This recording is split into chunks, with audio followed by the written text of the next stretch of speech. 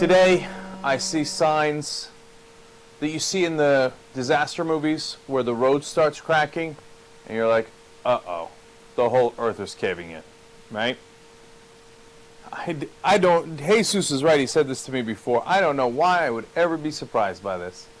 But the Democrats, I can feel it, man. I can feel it in the stories. It's popping out at me. They're about to do possibly the greatest collapse of all time. Now, you got to say, what? How could it be? I mean, they've had so many historic collapses. Well, they might break a record. Let's see how it goes. Let me give you the details of what's happening lately.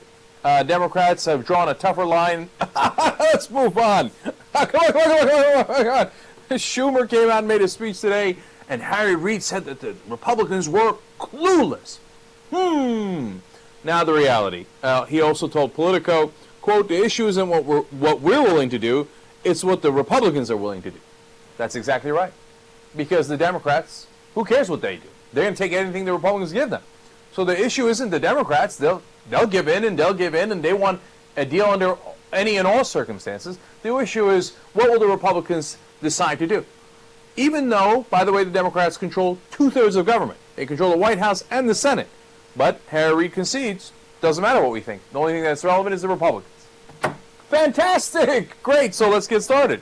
Well, look, it turns out that the Biden talks have already identified $1.5 to $1.7 trillion in cuts. Now, there's a lot of numbers floating out there, 1.4 to 2 trillion, etc. It turns out it's right in that 1.5 to 1.7 trillion number. Now, that's gigantic, and they're trying to get to 2.4 trillion, so already 2/3 of the cuts, or how we're balancing the budget, comes from spending cuts, none from revenue yet. Now you figure, okay, well, 2/3 to 1/3, that's pretty bad. It should be even. But, okay, maybe we can live with it. Oh, you think the other third is just going to be increasing revenue? No. The other third is now, we're being told, a mix of revenue increases and some more spending cuts. So, well, that means the ratio is going to be much, much worse. Here's another fun part. Apparently, when these negotiations began, Politico is reporting, and I think that they are accurate on this as far as I can tell from other sources as well, that President Obama, when the negotiations began, said, put $760 billion of revenue increases on the table, whether it's closing tax loopholes, subsidies, etc., and told the Republicans, okay, you pick from this list, and let's get to a reasonable number. First of all, instantly, terrible negotiation. What you do is, you say, here's $760 billion in cuts that we demand, okay? That's what the Republicans do all the time, right? Here's the number of cuts that they have, revenue increase, I should say, that the Republicans have agreed to so far. None, right? So what did President Obama do? Of course, as he usually does, he cut it from $760 billion to $400 billion. So there goes $360 billion, gone, right? Now, are the Republicans going to accept the $400 billion? Of course not, right? So what happens next? Well, this gets funner. As Sam Stein from the Huffington Post is reporting, here's the headline. Democrats set no firm lines after McConnell reaffirms position to tax revenues in debt deal. Meaning, McConnell came out, and I told you about this yesterday. He said, I'm not going to give you anything. There will be no tax increases, none. And I told you, if he's saying that, he thinks, my God, he might be able to get a deal where it's only spending cuts. And he thinks he's close enough that he can come out in public and say that. Because remember, if he agrees to those tax increases a couple of days later, he's going to look foolish, right? Because it looks like he went back on his word, and that's going to look terrible with the Tea Party. I think McConnell thinks, oh my God, these Democrats are so weak, so pathetic, I might be able to get 100% of what I want. So that's why he's been pressing forward on that. And now, the new number being offered is perhaps only $200 billion in tax increases. So that would make the ratio 2.2 trillion in spending cuts, 200 billion in revenue, tax increases, whatever you want to call it. That would be an 11 to 1 ratio. Now, first of all, justice and common sense dictates that it should be at least 1 to 1. That's fair. That makes sense. Look, we're willing to do really painful spending cuts that's going to hurt the poor and the middle class so badly.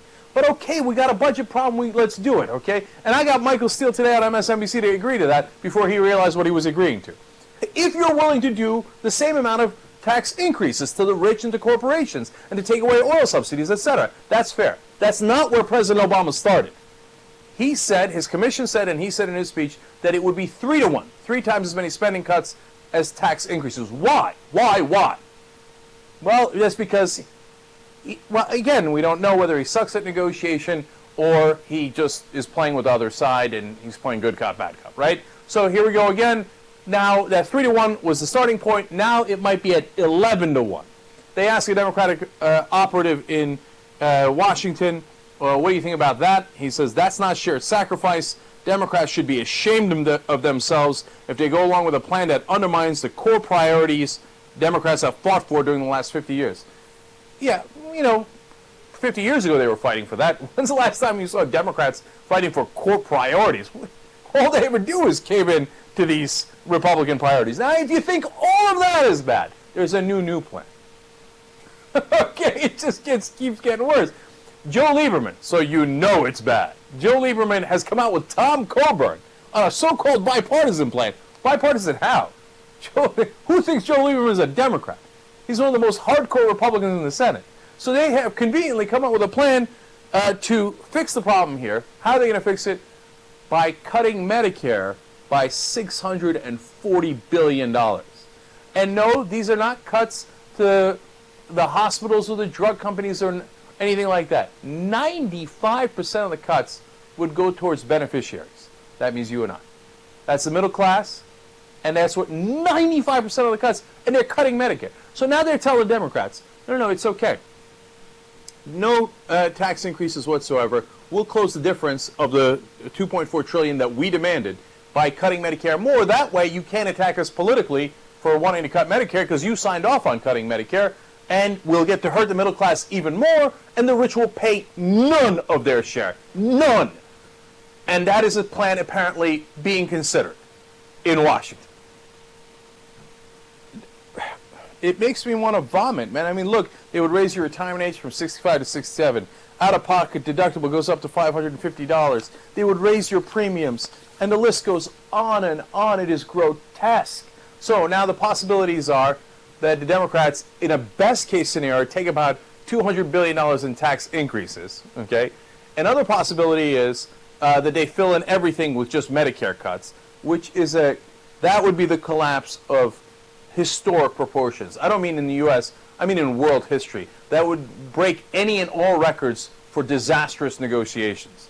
And then finally, one other possibility is they do a short-term deal that doesn't cover the whole $2.4 trillion, and what they do is only take the spending cuts and, again, zero on the tax side, zero on the revenue side. Say, all right, well, Biden gave us about $1.6 trillion in spending cuts. We'll take it. We'll extend it for a little bit more. And then as elections come, we'll beat you up with it again. And then we will get more spending cuts because the Democrats are the worst negotiators, if that's what they're doing, in the history of the world. It makes me not want to cover this stuff anymore. It's a game, man. It's bullshit. The whole thing's bullshit.